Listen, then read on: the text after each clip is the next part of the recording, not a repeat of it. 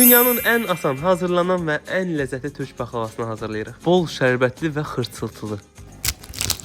Yufkalarını da özümüz edirik, hazır almırıq. Yanına da bir qırmızı çayımız oldusa hər şey tamamdır. 2 ədəd yumurta, 200 qram qatıq, 100 ml ılıq süd, 5 yemək qaşığı çərə yağı, 100 ml duru yağ, 1 çimdik duz, 1 paket qabartma tozu, 1 yemək qaşığı üzüm sirkəsi, hardasa 4 stəkan yarım da un istifadə etdim. Bunları bir gözəl yumuşaq bir xəmir alınana qədər yoğurun. Unu az-az əlavə edin, marka və keyfiyyətindən asılı olaraq miqdarı dəyişilə bilər. 30 dəqiqə xəmirləri mayalandırdım. Belə kündələrə ayırdım, 30 dəqiqədə bunları mayalandırdım. Xəmirlər dincəldikdən sonra onları bu formada belə açıram, üst-üstə düzürəm. Hər birinin də aralarına bol qarğıdalı nişastası. 7-8 ədəd belə üst-üstə düzürəm. Belə mərdanə ilə başlayıram açmağa. Kağız kimi, kağızdan da nazik formada yufkalarımızı açırıq. Bu iş sizə çətin gəlməsin. Biraz məşq etsəniz, həqiqətən hər biriniz bunu tam gözəl şəkildə bacararsınız. Yufkalarınız cırılsa heç narahat olmayın, çünki onu paxlavanın alt bölümündə istifadə edəcəyik. Baxın, yazı yufkanın üzərindən də rahatlıqla oxunur. Paxlava listini duru yağla yağlayın və başlayın yufkaları üst-üstə düzməyə. Cırılan, parçalanan bütün yufkaları alt bölümünə düzün. Mərkəzinə ya anti fıstığı ya da ki belə qozdan istifadə edin. Üzərinə isə qalan yufkaları düzüb başlayın istədiyiniz formada kəsməyə. 4 bucaq, düz bucaqlı və yaxud da normal paxlava formasında da kəsə bilərsiniz. Üzərinə 250 qram təmiz çərə yağı, 250 ml də duru yağ əlavə edirik və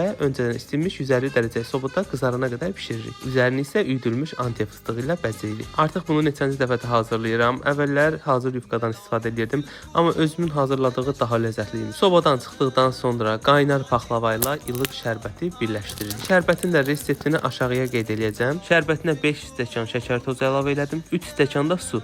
Yarı limon sıxdım və qarışdırdım. 10 dəqiqə qaynatdıqdan sonra artıq şərbətimiz hazırdır. İndi siz deyin, sizcə milli paxlavamız gözəldir yoxsa bu?